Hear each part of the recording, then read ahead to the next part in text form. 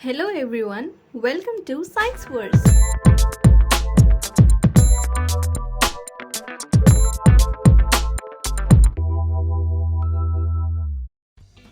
तो हमारी last video में हमने स्टेट्स ऑफ मैटर को जाना था।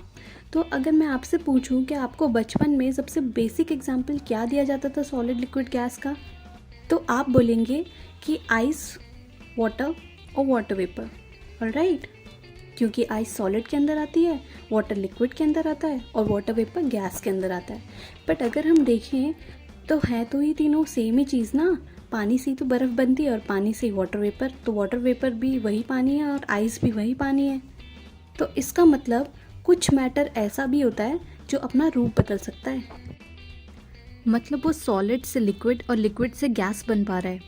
लेकिन एक चीज़ समझ नहीं आई, अगर वो एक ही चीज़ है तो ये तीनों सेम चीज़ ना, तो ये जब एक ही चीज़ है तो ये एक ही स्टेट में एग्जिस्ट क्यों नहीं कर रही? ये अपना रूप बदलने की क्या ज़रूरत है बार बार? तो इसका मतलब कुछ तो है जो डिसाइड कर रहा है कि इसका स्टेट कौन सा होगा, और उस चीज़ को भी हम बहुत अच्छे से पहचानते हैं।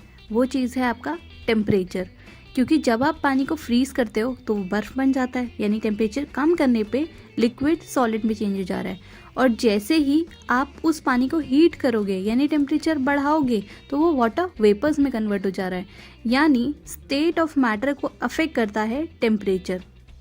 तो हमारी पिछली वीडियो से आपको ये पता होगा कि टेम्परेचर किस तरह से पार्टिकल्स के मूवमेंट को अफेक्ट करके स्टेट ऑफ मैटर चेंज करने में हेल्प कर सकता है। तो क्या हुआ होगा अगर हमने बर्फ़ को हीट प्रोवाइड करी होगी? तो हुआ ये होगा कि देखो, जैसे ही हीट इन पार्टिकल्स को मिली होगी, ये मूव करना स्टार्ट करे होंगे और धीरे धीरे इनके बीच में मूव करते करते इतनी दूरियां आ गई होंगी जैसे कि लिक्विड्स के पार्टिकल्स के बीच में आ जाती हैं, और फाइनली हमारी ये पूरी की पूरी जो सॉलिड आइस है ये लिक्विड वाटर में कन्वर्ट हो गई होगी। तो ये जो हमारी कन्वर्जन है, यानी सॉलिड टू लिक्विड अगर कोई चीज़ कन्वर्ट होती है तो इस प्रोसेस को हम फ्यूजन बोलते हैं। और जिस मिनिमम टेम्परेचर पे कोई भी सॉलिड मेल्ट होके लिक्विड में कन्वर्ट होना स्टार्ट होता है, उस टेम्परेचर को हम उसका मेल्टिंग पॉइंट बोलते हैं। हर सॉलिड के लिए जो भी पिघलता होगा उसका मेल्टिंग पॉइंट अलग होगा। जैसे आइस के लिए it's 0 degree Celsius. 0 degree Celsius पे हमारी जो बर्फ़ है वो पिघलने लगती है। टेम्परेचर के बारे में एक दो बातें हमें जानना थोड़ा सा ज़रूरी है। आपने देखा होगा कि जो हमारा बॉडी का जो, अगर मैं सेल्सियस में अगर टेम्परेचर बताऊं तो दैट इज़ 37 डिग्री सेल्सियस। वहीं अगर मैं फ़ारेनहाइट यानी टेम्परेचर की दूसरी यूनिट में अपना टेम्परेचर बताऊं तो दैट इज़ 98.6 के अराउंड आएगा। तो हमारा जो टेम्परेचर है ना, इसको मेजर करने के अलग अलग यूनिट्स हैं। तो 3 यूनिट्स के बारे में मैं आपको बताती हूँ, that is Fahrenheit, Celsius and kelvin. Fahrenheit में जनरली टेम्परेचर आपको जो डॉक्टर वगैरह हैं वो, जैसे फीवर वीवर आता है तो हम बोलते हैं 104 डिग्री बुखार आता है, तो वो सेल्सियस में नहीं, वो फ़ारेनहाइट में होता है। ठीक है, सेल्सियस में 104 बहुत ज़्यादा हो जाएगा। वहीं अगर हम लेबॉरेटरी में अगर हम टेम्परेचर को डिनोट करते हैं तो वो ज़्यादातर केल्विन में हम उसका आंसर लिखते हैं, क्योंकि ये बहुत छोटे टेम्परेचर को भी मेजर करने के काम आती है। तो थोड़ा सा इन यूनिट्स के इंटर कन्वर्जन को देख लेते हैं कि अगर आपको कोई चीज़ सेल्सियस में दी होगी तो आप उसको केल्विन में या फ़ारेनहाइट में कैसे कन्वर्ट कर सकते हैं। तो इसके लिए देखो, बहुत सिंपल फॉर्मूले हैं। अगर आपको कोई चीज़ सेल्सियस में दी है और आपको उसको फ़ारेनहाइट में कन्वर्ट करना है, तो आपको अपनी सेल्सियस वाली डिजिट को 9/5 से मल्टीप्लाई करके फिर उसमें 32 ऐड कर देना होगा। ये सिंपल सा फॉर्मूला आपका फ़ारेनहाइट में आपको आपका आंसर दे देगा। जैसे कि अगर मैं 0 डिग्री सेल्सियस लूँ और मुझे इसको फ़ारेनहाइट में कन्वर्ट करना है, तो मैं 0 को 9/5 से मल्टीप्लाई करूँगी और फिर इसमें 32 ऐड कर दूँगी। अब किसी भी चीज़ को 0 से मल्टीप्लाई करने पे तो 0 ही आंसर आएगा, और प्लस 32 इज इक्वल्स टू 32 ही हमारा आंसर है। तो 0 degree Celsius is equals to 32 Fahrenheits. ठीक है, और केल्विन में कन्वर्ट करने के लिए आपको अपने जो डिजिट है, जो सेल्सियस में आपकी डिजिट है, उसमें 273.15 ऐड कर देना होता है बस। जैसे कि आपका 0 डिग्री सेल्सियस है तो 273.15 आपने 0 में ऐड करा और आपको वही आंसर मिला, 273.15 केल्विन। तो यानी 0 डिग्री अगर मैं सेल्सियस में लिखती हूँ तो फ़ारेनहाइट में इसका जवाब होगा 32 डिग्री फ़ारेनहाइट, और केल्विन में इसका आंसर होगा 273.15 केल्विन।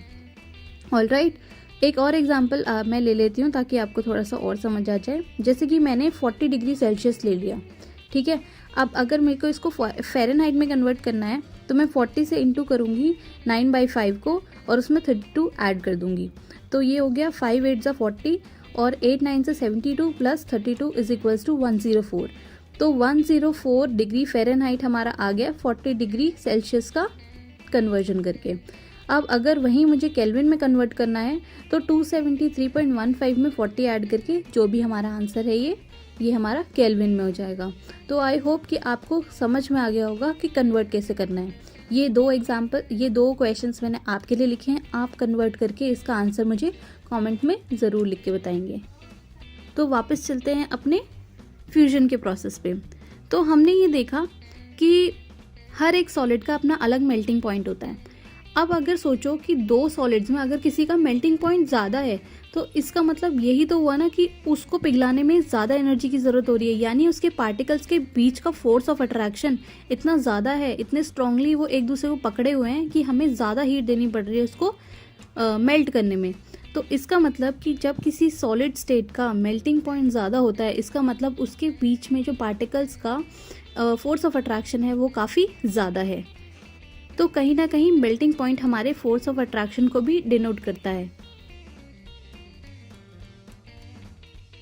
तो अब एक बच्चा था, उसने सोचा कि मैं ना जैसे जैसे बर्फ़ पिघलेगी वैसे वैसे उसका टेम्परेचर देखता हूँ कि किस तरीके से इंक्रीज़ या डिक्रीज़ करता होगा। डिक्रीज़ तो करेगा नहीं क्योंकि हीट दे रहे हैं हम। तो उसने क्या करा, बर्फ़ को एक बीकर में लिया और नीचे से उसने बर्नर ऑन करा और फिर वो थोड़ी थोड़ी देर बाद जब तक पूरी बर्फ़ नहीं पिघली तब तक वो उसका टेम्परेचर चेक करता रहा और उसका एंड रिज़ल्ट जो है ना वो बहुत शॉकिंग था।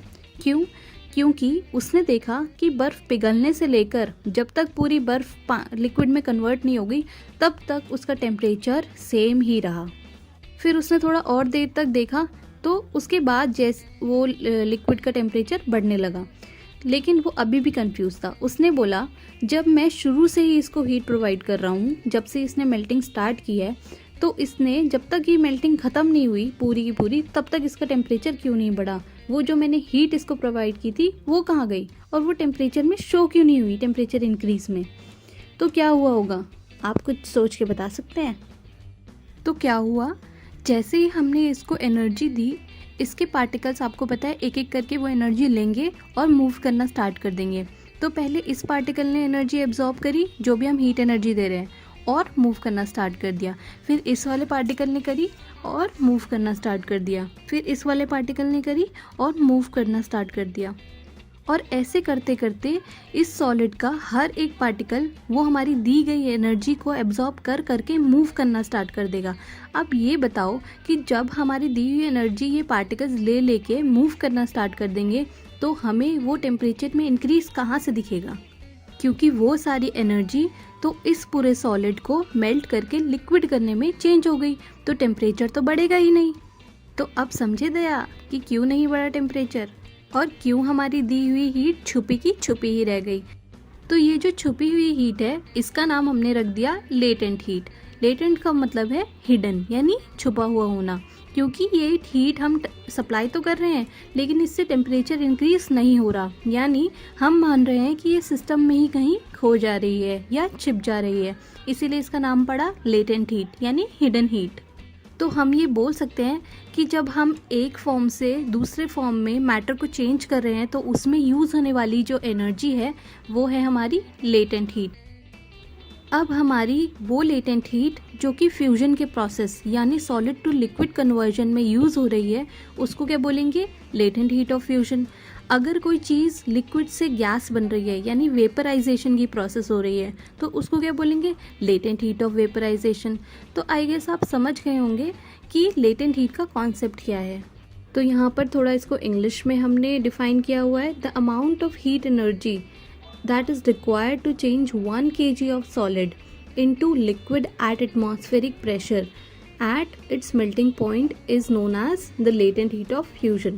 तो ये है हमारी latent heat of fusion की डेफिनेशन कि जब हमें 1 kg सॉलिड यानी 1 किलो सॉलिड को हम एटमॉस्फेरिक प्रेशर यानी उसका जो प्रेशर है हमने उसमें कोई चेंज नहीं किया है, वो एटमॉस्फेयर के हिसाब से है। And at its melting point, उसके मेल्टिंग पॉइंट पर जहाँ पर वो मेल्ट होती है is known as latent heat of fusion. इसी तरह से जब आपका वो पानी ना बहुत लिक्विड स्टेट में चेंज हो गया, उसके बाद उसका टेम्परेचर बढ़ने लगेगा, और जैसे ही उसका टेम्परेचर 100 डिग्री सेल्सियस पहुंच जाएगा तो 100 डिग्री सेल्सियस पे हमारा जो वाटर है वो बॉयल होना स्टार्ट हो जाता है, यानी ये उसका बॉइलिंग पॉइंट है। ऑलराइट, तो जैसे ही वो पानी बॉयल होना स्टार्ट होगा तो उसके पार्टिकल्स अब क्या करेंगे, उस वाटर के पार्टिकल्स एनर्जी ले लेके अब गैसियस स्टेट में यानी उड़ने लग जाएंगे, गैसियस स्टेट में चेंज होने लग जाएंगे, और फिर हमारा टेम्परेचर कांस्टेंट दिखेगा, क्योंकि अब क्या हो रहा है, अब पानी उड़ना स्टार्ट हो गया है, सारी एनर्जी ले लेके पार्टिकल्स उड़ते जा रहे हैं। तो जब तक हमारा बीकर खाली नहीं हो जाएगा ना बॉइलिंग से, तब तक उसका टेम्परेचर 100 डिग्री सेल्सियस ही रहेगा। तो ये जो हम हीट दे रहे हैं तो ये हमारी हीट फिर से हिडन रह जाएगी। तो इस बार ये जो हमारी हीट हमने दी है it is latent heat of vaporisation, क्योंकि यहाँ पर वेपराइजेशन की प्रोसेस हो रही है। तो अब आप मुझे बताओगे कि लेटेंट हीट ऑफ वेपराइजेशन को डिफाइन कैसे करेंगे। ऑलराइट, तो ये तो हमने देखा conversion from solid to liquid and liquid to gas. तो क्या आपको पता है कि कुछ ऐसी भी चीज़ें हैं जो लिक्विड में चेंज नहीं होती, सॉलिड से डायरेक्ट गैस में ही चेंज हो जाती हैं, और सिमिलरली गैस से डायरेक्ट सॉलिड बन जाती। तो आपने ये छोटी छोटी वाइट कलर की गोलियाँ क्या कभी देखी हैं अपने घर में? These are actually naphthalene balls, इनको बोलते हैं नैप्थलीन बॉल्स। तो ये जो छोटी छोटी गोलियाँ हैं, नहीं ये कैंडीज़ नहीं हैं, ये कुछ ऐसी गोलियाँ हैं जिनको कपड़ों के बीच से रखते हैं ताकि जो इंसेक्ट्स वगैरह हैं वो हमारे कपड़ों को हार्म ना कर सकें। तो इसको कपड़ों के बीच रखा जाता है, और कुछ टाइम बाद ना ये खुद ब खुद गायब हो जाती हैं, फिर हमें नई बॉल्स रखनी पड़ती हैं। तो ऐसे कहाँ गायब होती होंगी? तो ये एक्चुअली अपने आप ही गैसियस स्टेट में चेंज हो जाती हैं, और सॉलिड टू गैस, इनका कोई ये लिक्विड में चेंज नहीं होती। तो ये हमारे जो नॉर्मल टेम्परेचर होता है हमारे घरों का, तो उसी में ही ये इसके अंदर चेंज करने की एबिलिटी होती है कि ये अपने आप को सॉलिड से गैस स्टेट में चेंज कर ले। तो इसीलिए कुछ टाइम बाद ये गोलियां हमें गायब दिखती हैं। तो ये जो प्रोसेस है जिसमें सॉलिड लिक्विड नहीं बन रहा, जिसमें सॉलिड डायरेक्टली गैस में चेंज हो जा रहा है, this is known as sublimation. इस प्रोसेस को हम बोलते हैं सब्लिमेशन। आपकी बुक में भी एक अमोनियम क्लोराइड वाला एग्जाम्पल दिया हुआ है जिसको सब्लिमेशन के प्रोसेस से यानी उसको हीट किया जा रहा है, फिर वो अपने वेपर्स में कन्वर्ट हो रहा है और आपके फनल पे चिपक जा रहा है, और जैसे ही आप उसको ठंडा करेंगे तो वो वापस अपने सॉलिड स्टेट में आ जाएगा। So that is all about effect of temperature, कि कैसे टेम्परेचर को कम या ज़्यादा करने से हम स्टेट ऑफ मैटर को one form to another change कर सकते हैं। तो आपको याद है कि जब हम पिछली वीडियो कंप्रेसिबिलिटी ऑफ गैसेस के बारे में पढ़ रहे थे तो मैंने आपको एक एग्जांपल दिया था जहाँ पर हमारे एलपीजी जो हैं, जो हमारी जो गैस है उसमें सिलेंडर्स में जो गैस भरी जाती है वो इतने हाई प्रेशर के साथ भरी जाती है कि उसके पार्टिकल्स के बीच में जो स्पेस है ना वो बहुत कम रह जाता है, इतना कि जैसे किसी लिक्विड में रह जाता है। तो इसलिए उसका जो स्टेट है ना वो गैसियस टू लिक्विड जो है वो चेंज हो जाती है। तो हमारे जो सिलेंडर्स में जो गैस है वो लिक्विफाई करके मतलब लिक्विफाइड स्टेट में वहाँ होती है। तो इसका मतलब कहीं ना कहीं प्रेशर भी एक इम्पॉर्टेंट रोल प्ले कर रहा है कि हमारा जो मैटर है उसका स्टेट कैसा होगा।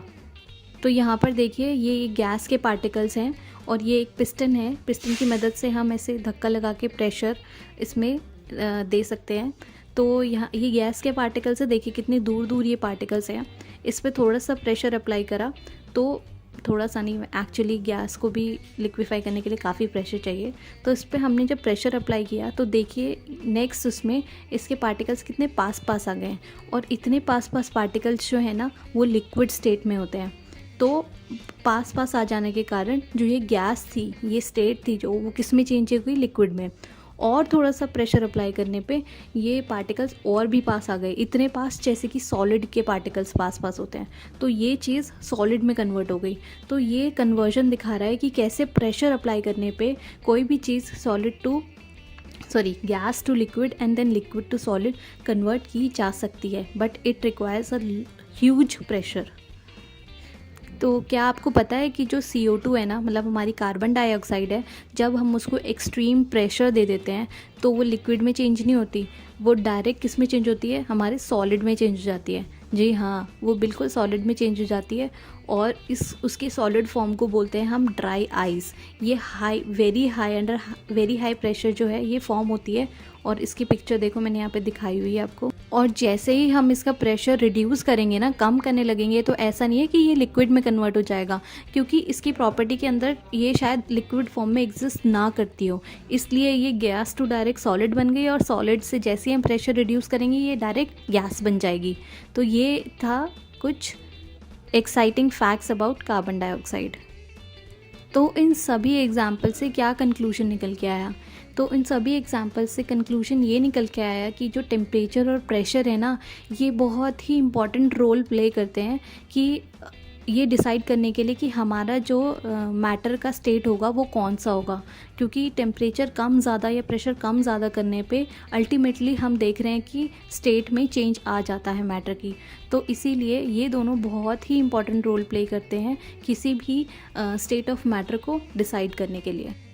तो ये था हमारा interconversion of 3 states of matter, जहाँ हमने ये देखा कि कैसे one form of matter changes into another form of matter due to temperature और प्रेशर।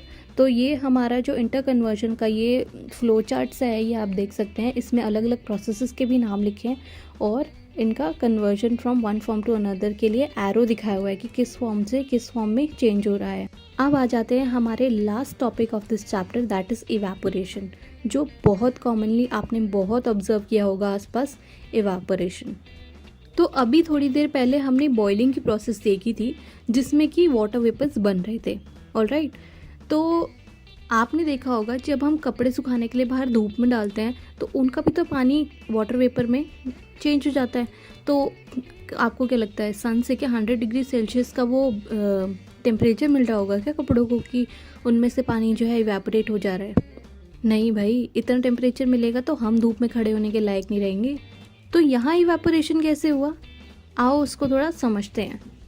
मान लो कि ये एक ओशन है और ये इसमें इसके पार्टिकल्स हैं। अब ऊपर से जो है धूप पड़ रही है, तो सबसे ज़्यादा गर्मी किस पार्टिकल को लग रही होगी? ऑफ कोर्स जो सबसे ऊपर है, जो डायरेक्ट कांटेक्ट में है, उसी को लग रही होगी। तो एक पॉइंट वो आ जाएगा ना गर्मी सहते सहते कि जब ये पार्टिकल को इतनी एनर्जी मिल जाएगी कि ये यहाँ से सारे बंधन तोड़ के गैसियस स्टेट में चेंज हो जाएगा, यानी वाटर वेपर में चेंज हो जाएगा। लेकिन सिर्फ ऊपर वाले पार्टिकल्स, नीचे वाले नहीं, क्योंकि नीचे वालों की एनर्जी इतनी ज़्यादा नहीं है, क्योंकि वो डायरेक्ट कांटेक्ट में नहीं है ना उस हीट के। तो यहाँ पर क्या हुआ है, सिर्फ ऊपर वाले पार्टिकल्स जो हैं वाटर वेपर में चेंज हो गए हैं। फिर अब थोड़ी देर बाद क्या होगा, जो उसके नीचे वाले पार्टिकल्स हैं वो ऊपर आएंगे और उन पर वो हीट पड़ेगी और धीरे धीरे उनका टेम्परेचर बढ़ेगा और फिर वो भी गैसियस स्टेट में चेंज हो जाएंगे। तो यहाँ पर इस पूरे सिस्टम का, यानी ये जो जितने पार्टिकल्स सब पड़े हैं ना, इनका टेम्परेचर सेम नहीं है। सिर्फ ऊपर वालों का टेम्परेचर इंक्रीज़ कर रहा है और नीचे वालों का टेम्परेचर ऐसे का ऐसे ही है। जबकि बॉइलिंग में ऐसा नहीं होता।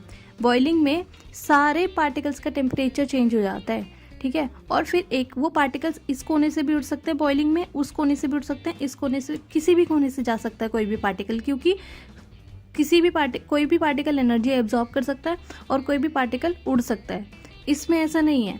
इसमें क्या है कि सिर्फ सरफेस, यानी जो डायरेक्ट कांटेक्ट में हीट के, वो पार्टिकल एनर्जी एब्जॉर्ब कर रहे हैं और वो पार्टिकल हवा में उड़ रहे हैं। तो इवेपोरेशन को हम एक सरफेस फिनोमेना बोलते हैं, क्योंकि ये सिर्फ सरफेस पे होता है। और जबकि हमारा जो बॉइलिंग है ये एक सरफेस फिनोमेना नहीं है, ये एक बल्क प्रोसेस है। बल्क यानी ये अपने पूरे पार्टिकल्स को एक साथ लेके चलता है। ये नहीं कि सिर्फ ऊपर या सिर्फ नीचे के पार्टिकल्स गर्म हुए और तब उड़ने स्टार्ट हो गए, नहीं।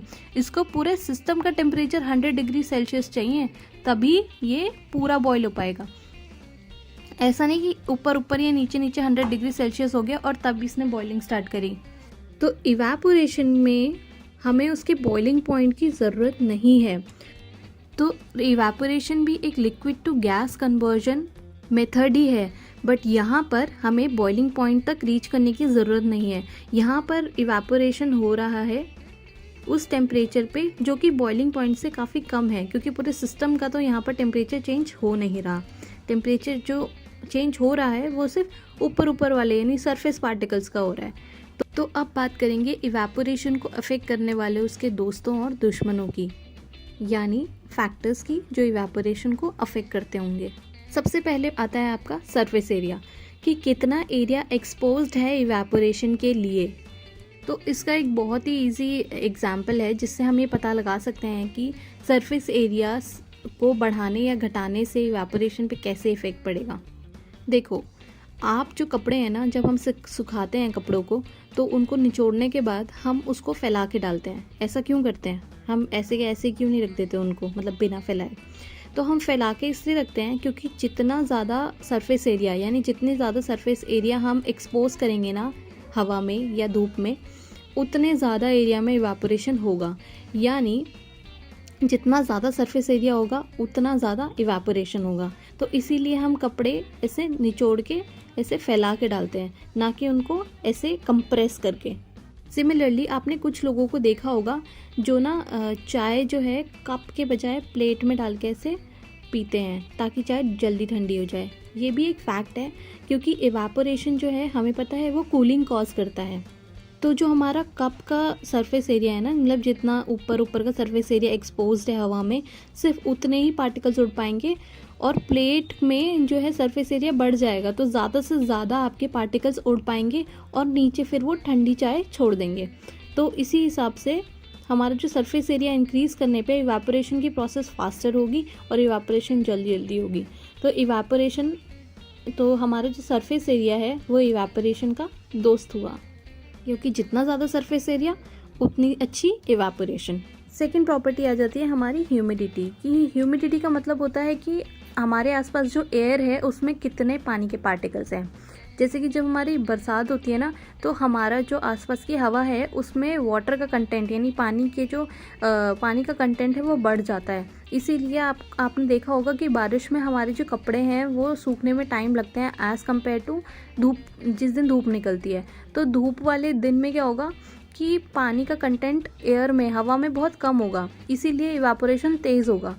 और अगर ऑलरेडी पानी का कंटेंट हवा में ज़्यादा है, जैसे ह्यूमिड किसी डे में, तो फिर क्या होगा, इवेपोरेशन जो है ना वो थोड़ी स्लो हो जाएगी, क्योंकि हवा में ऑलरेडी पानी है तो वो और पानी को एक्सेप्ट करने में थोड़ी दिक्कतें दिखाएगा। तो ह्यूमिडिटी ज़्यादा होने से हमारा इवेपोरेशन का रेट जो है ना वो स्लो हो जाता है। तो ये हुआ इसका एक दुश्मन। तीसरी चीज़ है हमारी विंड स्पीड, यानी हवा चलने से। अब आप खुद ही बताओ यार, हवा ज़्यादा चलेगी तो इवेपोरेशन कैसे होगा? ऑब्वियसली इवेपोरेशन तेज़ होगा। जब हवा चलती है तो हमारे कपड़े जल्दी सूखते हैं, तो इवेपोरेशन की प्रोसेस तेज़ होगी। ऑलराइट, तो जब भी इवेपोरेशन की प्रोसेस होती है तो इसकी जो पार्टिकल्स हैं ना, जो सबसे ऊपर हैं, ये कोशिश करते हैं कि ये ज़्यादा से ज़्यादा सब जगह से हीट एनर्जी गेन करके ये खुद चेंज हो जाए वाटर वेपर्स में। तो जब भी ये चेंज होते हैं वाटर वेपर में, तो जो पीछे मतलब जो सिस्टम का बचा हुआ टेम्परेचर है वो गिर जाता है, क्योंकि ये सारी एनर्जी एब्जॉर्ब करके तो ऊपर उड़ गए हैं। तो इसीलिए evaporation always results in cooling. ठीक है, तो हमेशा जब भी इवेपोरेशन होगा वहाँ पर टेम्परेचर कम हो जाएगा। ऐसा ही हमारी बॉडी में भी होता है। तभी तो जब हमें स्वेटिंग होती है, क्योंकि हमारी बॉडी का जो टेम्परेचर है वो जैसी गर्म होता है, जब भी हमें गर्मी लगती है तो पसीना आता है, और पसीना आने का एंड रिजल्ट होता है कि हमारी बॉडी ठंडी हो जाती है। ये क्यों होता है? क्योंकि ये इवेपोरेशन के कारण होता है। क्योंकि हमारी बॉडी में जब टेम्परेचर इंक्रीज़ कर रहा है तो ये वाटर पार्टिकल्स जो हैं ये उड़ के वो सारी हीट एनर्जी ले जा रहे हैं अपने साथ, और एज अ रिज़ल्ट हमारी बॉडी जो है वो ठंडी हो जा रही है। सिमिलरली आपने देखा होगा कि जब जैसे डॉक्टर आपको इंजेक्शन लगाते हैं तो उससे पहले जो कॉटन पे थोड़ा सा एल्कोहल वहाँ पर रब करते हैं जहाँ पर आपको इंजेक्शन लगाना होता है, तो आपको ठंडा ठंडा लगता होगा। तो हमारा जो एल्कोहल होता है ना, इसका तो इवेपोरेशन रेट वाटर से भी तेज़ होता है, ये बहुत जल्दी उड़ जाता है। तो जब एल्कोहल लगेगा ना तो वो उसी वक्त उड़ना स्टार्ट कर देगा, तो वो उड़ेगा यानी इवेपोरेट हो गई। तो आपके आसपास जो बॉडी में वहाँ पे हीट थी, जहाँ पर भी अल्कोहल लगा, तो वहाँ पर की हीट सारी कलेक्ट करके वो उड़ जाएगा यानी इवेपोरेट हो जाएगा, तो आपको ठंडा ठंडा लगेगा। तो इसीलिए वो जो कॉटन पे अल्कोहल आपके जब हाथ पे ऐसे रब करते हैं इंजेक्शन लगाने से पहले, तो आपको ठंडा ठंडा लगता है। सिमिलरली अगर आपने एक्सपीरियंस किया हो कि वो जो थिनर होता है ना, मतलब जो नेल पेंट रिमूवर होता है, उसको जब आप हाथ पे रखोगे तो उससे भी ठंडा ठंडा लगता है। वो एक्चुअली में एसीटोन होता है, और एसीटोन का जो इवापोरेशन रेट होता है वो बहुत तेज़ होता है, तो वो फटाफट आपके हाथ से जो आपकी हीट एनर्जी है वो लेके फटाफट उड़ जाएगा और बदले में आपको ठंडा ठंडा महसूस होगा। आपने देखा होगा कि जब बहुत ज़्यादा गर्मी पड़ती है तब लोग जो है ना अपनी छतों में पानी डाल देते हैं ताकि जो है ना ठंडा लगे थोड़ा उनको। ऐसा वो क्यों करते हैं? क्योंकि जैसे आप छतों में पानी डालोगे तो ऑलरेडी छत आपकी जो है बहुत गर्म है, तो जब आप पानी डालोगे तो वो पानी ना इवापोरेट होना शुरू हो जाएगा। तो वो सारी हीट जो अभी फ़िलहाल आपकी छत पे है, वो सारी हीट उन वाटर के पार्टिकल्स को ना वेपराइज करने में लग जाएगी, यानी यहाँ लेटेंट हीट ऑफ वेपराइजेशन में वो सारी हीट यूज़ हो जाएगी जो अभी आपकी छत को गर्म करके रखी हुई है। तो इससे हमारी जो गर्मा गर्म छत है वो ठंडी हो जाएगी। ऐसे ही कुछ और एग्जाम्पल आप भी सोच के बताइए। आपने देखा होगा कि हम जो है अक्सर गर्मियों में ना कॉटन के ही कपड़े पहनते हैं। ऐसा क्यों होता है कि हम सिर्फ कॉटन के ही कपड़े पहनते हैं? आपको पता है कि कॉटन है ना बहुत जल्दी, कोई भी आपने रुई को कभी पानी में डुबा के देखा है तो वो बहुत जल्दी एब्जॉर्ब कर लेती है उस वाटर को। तो कॉटन भी ना बहुत जल्दी एब्जॉर्ब कर लेता है वाटर को, जो हम स्वेटिंग हमें हो रही होती है वो जल्दी एब्जॉर्ब कर लेता है और जल्दी से उसको बाहर इवेपोरेट करने में हेल्प करता है, जिससे हमारी बॉडी ठंडी रहती है। इसीलिए हम कॉटन के कपड़े पहनते हैं गर्मियों में। अच्छा, आपने ये तो कॉमन सा फिनोमेना है, ये तो देखा ही होगा ना। जब भी हम फ्रिज से ऐसे पानी निकालते हैं और ग्लास में रखते हैं तो कुछ देर बाद हम देखते हैं कि कुछ ड्रॉपलेट्स हैं जो कि ग्लास के बाहर से चिपक गई हैं। ये क्यों चिपकती होंगी? भाई अब तो हम पूरा चैप्टर पढ़ चुके हैं, अब तो मैं इसके बारे में सब पता है। अब तो तुम खुद भी बता सकते हो कि ये क्यों चिपकती होंगी और ये वाटर ड्रॉपलेट्स आई कहाँ से हैं। एक्चुअली में ये वाटर ड्रॉपलेट्स जो है ना हमारी हवा में प्रेजेंट जो वाटर वेपर्स है ना उनसे आई हैं। तो हवा में वाटर वेपर्स हैं, उनकी एनर्जी क्या होगी, ज़्यादा है, तभी तो वो वेपर फॉर्म में है ना। तो जैसे ही उनको ग्लास का वो ठंडा सरफेस मिलता है तो वो उसके कांटेक्ट में आती हैं और उनका क्या हो जाता है, टेम्परेचर कम हो जाता है। तो जैसे ही उन वाटर वेपर्स का टेम्परेचर कम होगा, टेम्परेचर कम होने से क्या होगा, वो लिक्विड स्टेट में कन्वर्ट हो जाएंगी और वो उस ग्लास पे चिपकती रह जाती हैं। ठीक है, तो इसमें उन बेचारों की कोई गलती नहीं है, ये आपने ठंडा टेम्परेचर उनको दिया है ना, तो टेम्परेचर की वजह से वो पानी जो है ना जो ऑलरेडी हवा में प्रेजेंट है वाटर वेपर की फॉर्म में, उनका टेम्परेचर कम हो गया और वो लिक्विड स्टेट में दोबारा कन्वर्ट हो गई और आपके ग्लास से जाके चिपक गई। तो यही रीज़न है कि हमें ये देखने को मिलती हैं। So that's all about today. Hope आपको ये वीडियो पसंद आई होगी, समझ आई होगी, आपको कुछ नया सीखने को मिला होगा। और अगर आप चाहते हैं कि मैं ऐसी और वीडियो के साथ आपसे बार बार मिलती रहूं तो प्लीज़ इसे ज़्यादा से ज़्यादा शेयर कीजिए, लाइक कीजिए और सब्सक्राइब कीजिए।